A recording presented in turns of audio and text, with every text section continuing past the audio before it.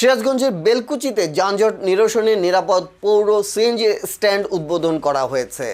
সোমবার ৫ জানুয়ারি শহরের মুকুন্দগাতি বাস স্ট্যান্ডে বেলকুচিবাসীর দীর্ঘদিনের ভোগান্তি নিরসনে পৌরসভার অর্থায়নে পৃথক স্থানে পৌর সিএনজি স্ট্যান্ড উদ্বোধন করেন উপজেলা নির্বাহী অফিসার ও পৌর প্রশাসক আফরিন জাহান।